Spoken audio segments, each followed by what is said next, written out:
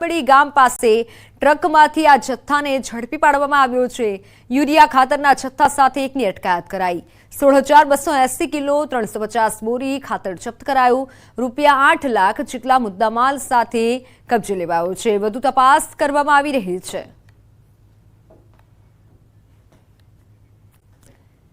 કાયમી ભરતીની માંગ સાથે શિક્ષકો मैदाનમાં ઉતર્યા છે। ટેટ ટાટ પાસ ઉમેદવારો ગાંધીનગર સચિવાલય પહોંચ્યા। વિદ્યા સહાયક અને શિક્ષણ સહાયકની જે કાયમી ભરતીની માંગ છે, શિક્ષણ મંત્રી કુબેર ડિંડોરને રજૂઆત કરી હતી મળી અને સાથે લાંબા સમય બાદ પરીક્ષા લેતા ઉમેદવારોની વય મર્યાદા પૂર્ણ થઈ રહી છે। વય મર્યાદામાં છૂટછાટ આપવા પણ શિક્ષકોની માંગ છે। ઉલ્લેખનીય છે કે રાજ્યમાં પ્રાથમિક અને ઉચ્ચતર માધ્યમિક શાળાઓમાં 34,506 શિક્ષકોની જગ્યા ખાલી છે। એક બાજુ ગરમી અને બીજી બાજુ ભેજનું પ્રમાણ હાલ જોવા મળી રહ્યું છે, જેને લઈને રોગચાળાએ માજા મૂકી હોય તેવા દ્રશ્યો સામે આવી રહ્યા છે અને સરકારી હોસ્પિટલ દર્દીઓથી ઉભરાઈ રહી છે। જિલ્લામાં શરદી, ઉધરસ, તાવ, શરીરમાં કળતર, ડાયરિયા જેવા રોગોનું પ્રમાણ વ્યાપક વધ્યું છે, જેના પગલે જિલ્લા આરોગ્ય તંત્ર પણ હરકતમાં આવ્યું છે।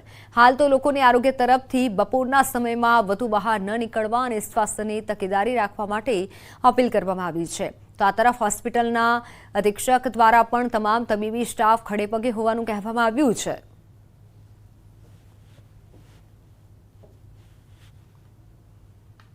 જામખંભાળિયા બાજુ તો ટેમ્પરેચર આટલું બધું નથી, તાપમાન આટલો વધ્યો નથી કે મતલબ કે બહુ સિરિયસ મેનેજ થઈ જાય। તો પણ લોકોને જે એવી સલાહ છે કે ભાઈ ધૂપમાં નીકળવાનું ટાળે અને ખોરાકનું બહુ ખ્યાલ રાખે અને સર્દ ગરમ ના થાય। ગરમીમાં ફર્યા પછી એકદમ ઠંડો ખાઈ લે છે, એ બી એક બીમારીનું બહુ મોટું કારણ છે। અને તાપ સખત જે ગરમીને છે 2 કલાક સપોઝ બપોરે 1 થી 4 હોય તો એમાં નીકળવાનું ટાળે એવી સલાહ સરકારશ્રી તરફથી છે। અને કોઈ પણને તકલીફ હોય તો તાત્કાલિક સરકારી દવાખાનાની મુલાકાત લે એવી સરકારશ્રી તરફથી સૂચના છે। ચોમાસાની સિઝનની શરૂઆત થઈ ગઈ છે અને જેથી ખેડૂતો વાવણીની તૈયારીમાં લાગી ગયા છે।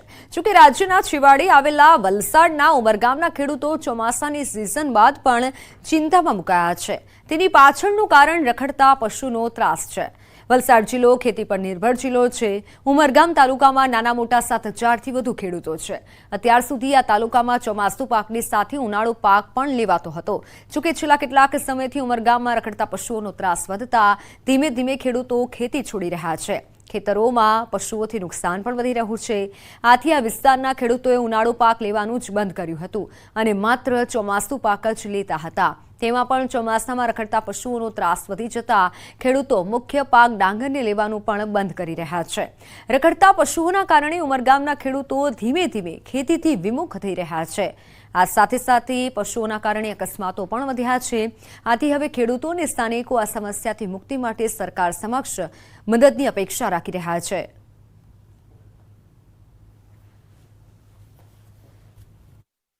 અમારા ખેડૂતોને મોટી સમસ્યા એ છે કે અહીંયા ઢોરો જે છે એ માલિકી ઢોરો રસ્તા પર છોડી દેવામાં આવે છે, ખુલ્લા છોડી દેવામાં આવે છે અને પરિણામે ઉમરગામ તાલુકાના 7,000 જેટલા ખેડૂતો છે એ પોતે કુદરતી ખેતી જે કરતા હતા, ડાંગર, તુવેર કે અન્ય શાકભાજી, એ આજે કરતા નથી।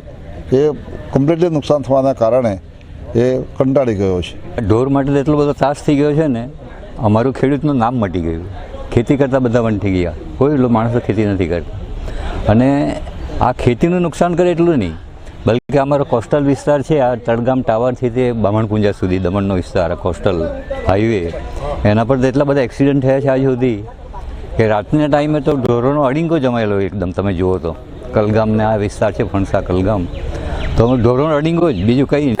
સુરેન્દ્રનગર જિલ્લાના ખેડૂતો ચિંતામાં મુકાયા છે। નર્મદા કેનાલનો પિયતનો લાભ લેવા માટે ખેડૂતો દ્વારા અંદાજે 60,000 હેક્ટર જમીનમાં આગોતરું વાવેતર કરાયું હતું, પરંતુ તંત્રએ કેનાલનું સમારકામના બહાને છેલ્લા 1 મહિનાથી કેનાલમાં પાણી છોડવાનું બંધ કરી દીધું અને જેના કારણે ખેડૂતોની હાલત કફોડી બની। મોંઘા ભાવના બિયારણ ખરીદી જે આગોતરા વાવેતર કરાયું હતું તે નિષ્ફળ જવાનો ડર છે। ત્યારે તંત્ર દ્વારા તાત્કાલિક કેનાલમાં પાણી છોડવામાં આવે તેવી ખેડૂતોની માંગ છે અને જો માંગ ન સ્વીકારવામાં આવે તો ખેડૂતોએ ઉગ્ર આંદોલનની ચીમકી પણ ઉચ્ચારી છે। 30% ખેડૂતોએ આગેતરું વાવેતર કપાસ નું કરેલ છે. કપાસના બિયારણ અત્યારે બધા સોંપી દીધેલ છે અને થોડું પાણી હતું તે થોડું એક પાણ પાયા છે અને અત્યારે કેનલમાં પાણી બિલકુલ ખાલી થઈ ગયું છે. નર્મદા નિગમમાં અમે રજૂઆત કરી છે અને ફોનથી વાત કરી તો એ લોકો એવું કહે છે કે તમે તમારા રાજકીય નેતાઓ ધારાસભ્યોને રજૂઆત કરો તો એ અમારે સરકાર અમને આદેશ કરે તો અમને પાણી છોડી શકવી. તો અમે ધારાસભ્યને ફોન દ્વારા વાત કરેલ છે પણ હજુ ખેડૂતોને પાણી કેનલમાં મળેલ નથી. તો આ માટે લાખો રૂપિયાના બિયારણ ફેલ જવાની શક્યતા છે. એ લોકો 1 મહિનેથી કેનલ સાફ સફાઈ કરવાના બહાને અત્યારે પાણી આપતા નથી સાફ સફાઈ થઈ કે નથી એ લોકોએ પાણી આપ્યું. પાણી નહીં આપે તો ખેડૂતોને બે બાજુથી મરો છે. બિયારણ જશે મોંઘા ભાવના 1200 રૂપિયાની થેલીઓ લાવેલી છે. લાખોનું નુકસાન બિયારણમાં છે. પાણી નહીં આપે જેથી કરીને ખેડૂતોને અત્યારે આગેતરા વાવેતરમાં નુકસાન છે. એ લોકો પાણી જો થોડુંક વહેલું આપે એના માટે અમે લાભ લઈ શકીએ તો અમારે રવિ પાકની અંદર અમને લાભ મળે. સુરેન્દ્રનગર જિલ્લામાં નર્મદા કેનાલમાં પિયત માટેનું પાણી બંધ કરવામાં આવતા આગોતરું વાવેતર કરનાર અનેક ખેડૂતોનું બિયારણ છે એ નિષ્ફળ જાય તેવી સ્થિતિ છે. સુરેન્દ્રનગર જિલ્લામાં નર્મદા વિભાગ દ્વારા છેલ્લા 1 મહિનાથી કેનાલોમાં સાફ સફાઈના બહાને આ કેનાલો છે તેમાં પાણી છોડવાનું બંધ કરી દેવામાં આવ્યું છે. પરંતુ ટીવી પરના દ્રશ્યોમાં આપ જોઈ શકો છો કે કેનાલોની જે સ્થિતિ છે એ જે છે તે જોવા મળી રહી છે. કેનાલમાં સફાઈના નામે માત્ર અને માત્ર તંત્ર દ્વારા નાટક કરવામાં આવતું હોય તેવું લાગી રહ્યું છે. બીજી તરફ પાણીના અભાવે ખેડૂતોનું મોંઘા ભાવનું જે બિયારણ છે આ બિયારણ નિષ્ફળ જવાની સ્થિતિ સર્જાઈ છે. હજુ પણ સુરેન્દ્રનગર જિલ્લામાં વરસાદના કોઈ એંધાણ નથી અને વરસાદ ખેંચાય તેવી સ્થિતિ છે. ત્યારે ખેડૂતોને તાત્કાલિક પિયત માટે પાણી આપવામાં આવે તેવી ખેડૂતોની માંગ છે. અને જો તંત્ર દ્વારા નર્મદા કેનાલનું પાણી છે તે પિયત માટે આપવામાં નહીં આવે તો ખેડૂતોનું મોંઘા ભાવનું બિયારણ છે એ નિષ્ફળ જતા ફરી એકવાર જગતના તાતને આર્થિક નુકસાન સહન કરવાનો વારો આવે તેવી સ્થિતિ સર્જાય તેમ છે. સીલિંગ કાર્યવાહી સામે નારાજગી યથાવત છે અને દોડધામ મચી છે. રાજકોટ શહેર ભાજપના આગેવાનો ગાંધીનગર પહોંચ્યા. રાજકોટ ભાજપના આગેવાનો સીએમને મળવા પહોંચ્યા હતા. મેયર શહેર સહિત Mukesh Doshi, mayor Nainaben Pethadiya, standing chairman Jaymin Thakar Gandhinagar પહોંચ્યા. સાથે ધારાસભ્ય રમેશ તિલાડા, ઉદય કાનગડ, દર્શિતા શાહ અને ભાનુબેન બાબરિયા પણ ગાંધીનગર પહોંચ્યા હતા. તો સીલિંગની કાર્યવાહી બાદ આગેવાનો પહોંચ્યા છે. શહેરમાં 500થી વધુ મિલકતો સીલ કરાતા આગેવાનો ગાંધીનગર પહોંચ્યા છે.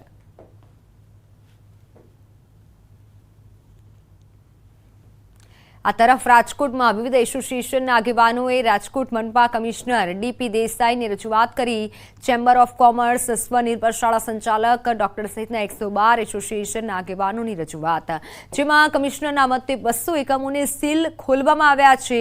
ફાયર એનઓસી અને બીયુ પરમિશન નથી તેવી મિલકતો સીલ કરાઈ છે. સાથે એસઓપી બનાવવાની વિચારણા ચાલી રહી છે અને 1 થી 2 દિવસમાં ચર્ચા કરી યોગ્ય નિર્ણય લેવાની વાત કરી છે. તો સાથે ફાયર એનઓસી પણ કોઈપણ જાતના વિલંબ વગર કરવામાં આવશે તેવી વાત કરી છે. કમિશનરના મતે રેસિડેન્શિયલ વિસ્તારમાં પ્રી સ્કૂલ ચલાવી શકાય પણ રેસિડેન્શિયલ બિલ્ડિંગમાં નહીં. છેલ્લા અઠવાડિયા ત્યાં રાજકોટના તમામ વેપારીઓ, ઉદ્યોગકારો અને આમ પબ્લિક જે કંઈ હેરેસમેન્ટ છે, ખાસ કરીને સીલિંગની જે પોઝિશન પ્રક્રિયા છે એના અનુસંધાને ઘણા બધા વેપારીઓના કમ્પ્લેન હતી અને રાજકોટ ચેમ્બરે ગઈકાલે વિવિધ એસોસિએશન સાથે મિટિંગ કરી અને આજે મ્યુનિસિપલ કમિશનરશ્રીને આવેદનપત્ર પાઠવ્યું છે. અને તમામ વેપારી લોકોને કે તમામ ઉદ્યોગકારોને કોઈ પણને મુશ્કેલી ન પડે, કારણ કે મોસ્ટ ઓફના આપણે પ્રશ્નો જોયા તો મુશ્કેલી સરકારી તરફથી વધારે છે. જિલ્લામાં જર્જરિત કચેરીઓ ખાલી કરવા માટે આદેશ અપાયો છે. તાત્કાલિક વૈકલ્પિક વ્યવસ્થા કરવા માટે પત્ર જાહેર કરાયો છે. જૂના થાણા કેમ્પસમાં આવેલી 40થી વધુ કચેરીઓ ખાલી કરાશે. ભૂકંપ વિરોધી સ્ટ્રક્ચર ન હોવાથી તાત્કાલિક ખાલી કરવા સૂચના અપાઈ છે. કચેરી ખાલી કરાયા બાદ બહુમાળી ભવનનું પણ ડિમોલિશન કરાશે.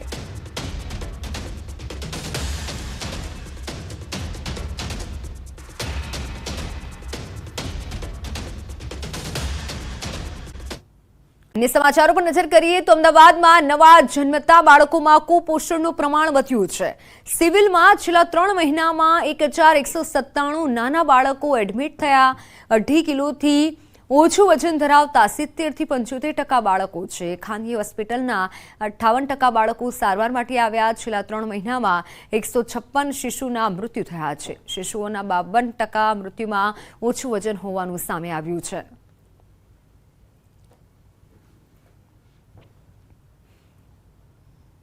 બાળકો આવી બધી તકલીફ સાથે civil hospital tertiary care centre હોવાથી અહીંયા લાવવામાં આવે છે ને છેલ્લા 3 મહિનાની જો હું વાત કરીશ તો 1197 નાના તાજા જન્મેલા બાળકો સિવિલમાં દાખલ થયા છે અને આ જે 1197 છે એમાં અમારા ઇનબોર્ડ એટલે કે જેની ડિલિવરી અહીંયા થઈ હોય જે અહીંયા જન્મ લીધો હોય એવા બાળકો 53% છે અને 47% કિસ્સાની અંદર આ બધા બહારથી રિફર થયેલા છે, જેમાં પ્રાઇવેટ હોસ્પિટલ ગણશું, બીજી મેડિકલ કોલેજ ગણશું અને એવા બધા ઘણા બધા બાળકો ઘરેથી પણ આવ્યા છે કે એવી રીતે આ એક ટર્શરી કેર સેન્ટર હોવાથી એટલા બાળકો તો બહારથી અહીંયા ટ્રાન્સફર કરવામાં આવે છે.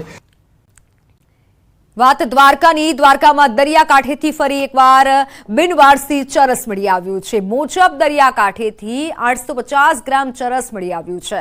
દરિયા કિનારેથી 42 લાખનો ચરસનો જથ્થો ઝડપાયો છે. 3 દિવસમાં બીજી વખત ચરસનો જથ્થો ઝડપાયો છે. અવારનવાર દ્વારકાના દરિયા કિનારેથી ડ્રગ્સ અને ચરસના જથ્થા ઝડપાઈ રહ્યા છે. 2 દિવસ પહેલા વરવાડા ખાતે 30 કિલો ચરસનો 16 કરોડથી વધુનો જથ્થો ઝડપાયો હતો. બિનવારસી હાલતમાં મળી આવ્યા બાદ વધુ એક બિનવારસી હાલતમાં જથ્થો મોજબ ગામના દરિયા કિનારાથી 850 ગ્રામ મળી આવતા ચકચાર મચી છે. ચોમાસાની એન્ટ્રી સાથે જ ઘૂંટણસમાં પાણી ભરાયા છે. સુરતમાં સુરત બારડોલીના શામરિયા મોરા વિસ્તારમાં પાણી ભરાયા છે અને આ વિસ્તારના વરસાદના કારણે નહીં પરંતુ ઉભરાયેલી ગટરના કારણે દૂષિત પાણી ભરાયા છે. શામરિયા મોરા વિસ્તારમાં ઘૂંટણસમાં પાણી ભરાઈ ગયા છે. સ્થાનિકોનું કહેવું છે કે 3 વર્ષથી સ્થાનિકો દૂષિત પાણી ભરાવાની સમસ્યાથી પરેશાન છે, પરંતુ પાલિકાની નિષ્કાળજીના કારણે ઉકેલ આવતો નથી. ગટર ઉભરાતા સ્થાનિકોને ઘૂંટણસમાં દૂષિત પાણીમાંથી ચાલવા મજબૂર બન્યા છે. ફક્ત ગટર ઉભરાતા આ સ્થિતિ છે તો ચોમાસામાં વરસાદ સમયે શું થશે તેની ચિંતા સ્થાનિકોને સતાવી રહી છે. સ્થાનિકોના મતે ચોમાસામાં આ વિસ્તાર બેટમાં ફેરવાય છે. બાદ ભરૂચમાં જંબુસર વહીવટીતંત્ર સતર્ક થઈ ગયું છે. જંબુસર નગરપાલિકા દ્વારા ફાયર સેફટી વગરની મિલકતો સીલ કરી દેવામાં આવી છે. 2 હોટલની સાથે એક સ્કૂલને પણ સીલ મારી દેવાયું છે. બ્રાઇન્ડ લાઇન ઇંગ્લિશ મીડિયમ સ્કૂલને સીલ મારી દેવામાં આવ્યું છે અને આ સાથે Jambusar Bashera guest house, city guest house, welcome guest house, Taj hotel તેમજ ક્લાઉડ હોટલને પણ સીલ મારી દેવામાં આવ્યું છે. Savera guest house, city guest house, welcome guest house, Clyde hotel, Taj hotel જેઓની એનઓસી અને બીયુસીની પરવાનગી ન હોય તેઓની મિલકત સીલ કરેલ છે. વધુમાં જંબુસર નગરપાલિકાએ બાળકોનું ભાવિ ધ્યાનમાં રાખીને જ્યારે સર્વે કરવામાં આવ્યું ત્યારે ખબર પડી કે બ્રાઇટ લાઇન્સ ઇંગ્લિશ મીડિયમ સ્કૂલનું પણ બીયુ અને એનઓસી પરમિશન નથી, જેના કારણે આ સ્કૂલને પણ જંબુસર નગરપાલિકાએ સીલ કરવામાં આવેલી છે.